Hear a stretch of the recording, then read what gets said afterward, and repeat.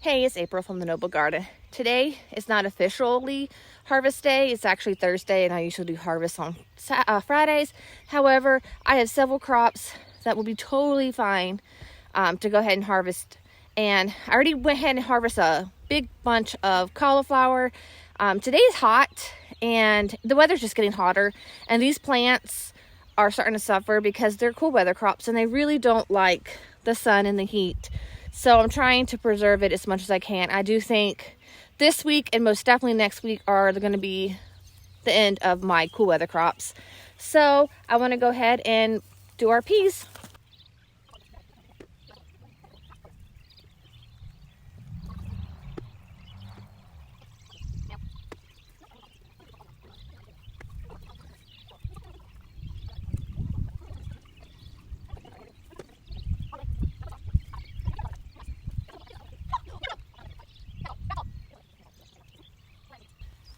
I will say that was a very good darn harvest. So what I do with these is I'm gonna go put water in them and let them soak like I do everything else, and then I'll let them dry, and I'll put them in sandwich bags. I fill them full of sandwich bags and sell them for about $2. Last week they sold out and people loved them.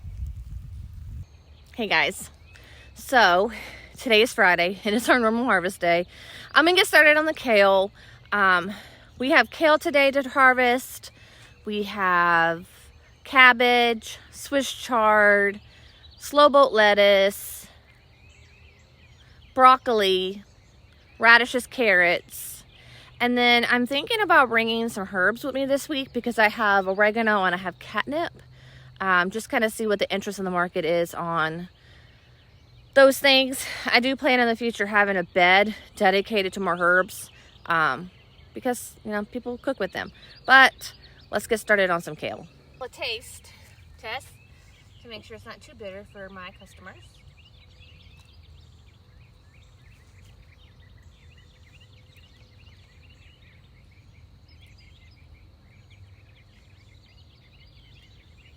All good.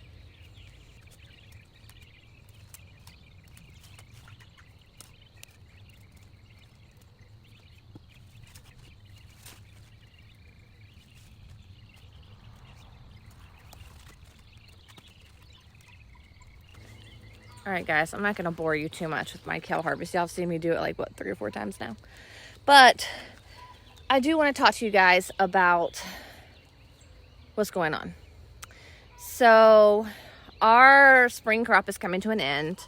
It's starting to get hot. Things are going to seed. Things are getting bitter. I do taste test everything before I take it to the market. And if I wouldn't need it, I'm not going to try and sell it. I feel like that's what's fair to my customers. With all that being said, I am thinking that next week might be our last week of spring crops.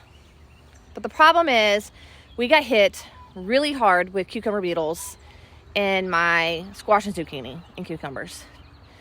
Those 3 items should be coming in. I should be able to mix them with whatever's left in this other spring crop stuff and be able to go to the market for another 2, 3, 4 weeks before my tomatoes start kicking in, and then the end of June my potatoes should be kicking in and other things. Green beans should be kicking in soon too. However, I really do think that next week, unfortunately, will be my last week at the farmer's market until the newer plants grow.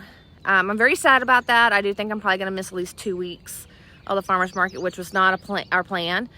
This is our first year with this market growing, and of course things happen, but I'm not very excited about that. So I'm gonna do some more kale off camera, and then I'll take you guys around to see a little bit more.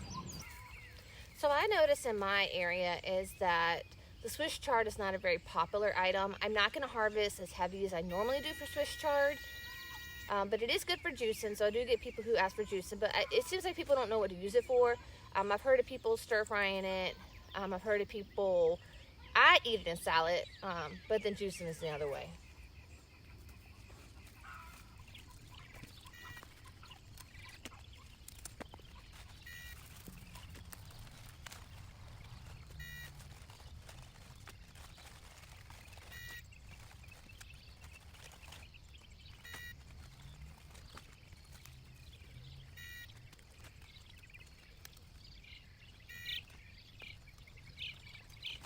Guys, I'm pretty sure this is my last week of spinach. This is the only section we have left, and I'm going to go ahead and harvest it all. It's not a very heat tolerant plant, and it's just gotten so hot that if I leave it in, it's more than likely going to bolt this week.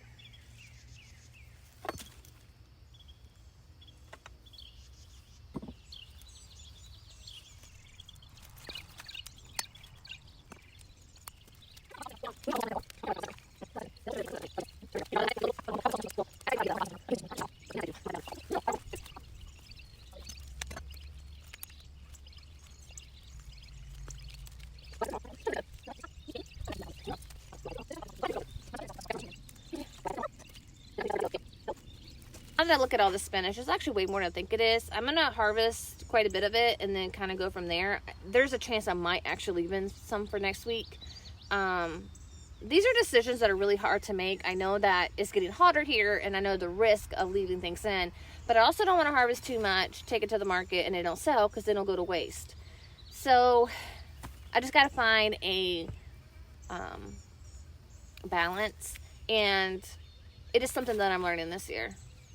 So I'm going to get the last of the carrots out of this bed, and then there's some radishes on the end here that are done as well.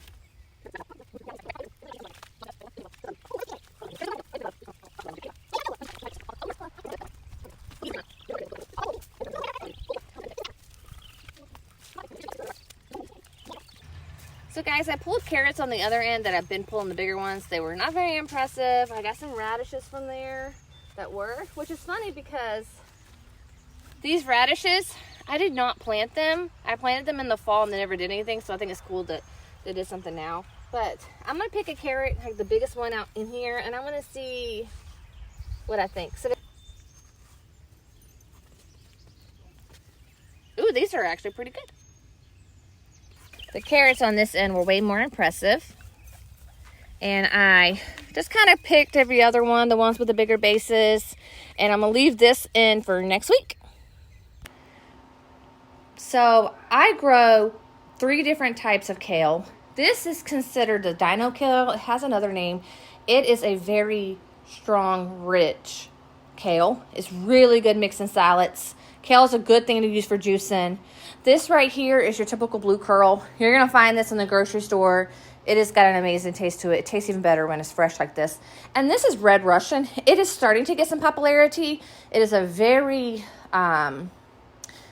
collared turnip kind of taste to it. It reminds me of greens, and it is very delicious. It's very good fried. It's very good sauteed with eggs. That's a popular way of eating it. But yeah, I offer 3 types of kale. Hey guys, it's the later part of the afternoon. We have everything washed, we have everything packaged, we have everything bundled, we have everything ready for the farmer's market. But I wanted to add something new this week. I want to do something different, and I talked about it earlier, and that's collecting catnip and oregano. So that's what I'm out here right now doing. I have multiple catnip plants throughout the garden, so I'm just going to cut some off. This stuff is this thing is part of a mint family, and it grows quite fast. And it takes over the garden, so if I can find people who like it, it's actually going to benefit me. Because at the moment, other than my cat loving it, I don't know what to do with it.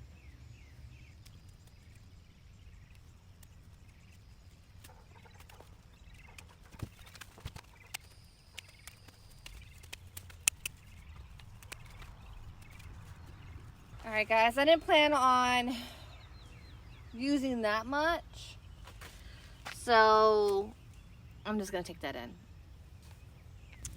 So this is my oregano.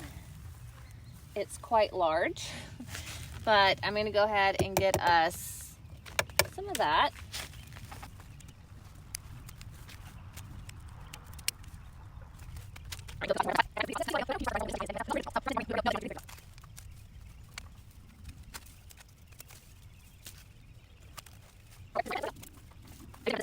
So guys, this is after the farmer's market, and we had our best weekend yet. It was very exciting and very hopeful for the future. I did have to bring my daughter with me instead of my husband, and she did a great job. She had a fun time, and I just love sharing this with them and getting them used to this type of life. They love all the vegetables that grow. She was educating people, so she listens to her mama. It was amazing watching her talk. But I did take a few pictures of my setup as always, so I'm gonna put them here. And I look forward to sharing with you guys next week the harvest and how well the market did. Thank you guys for watching.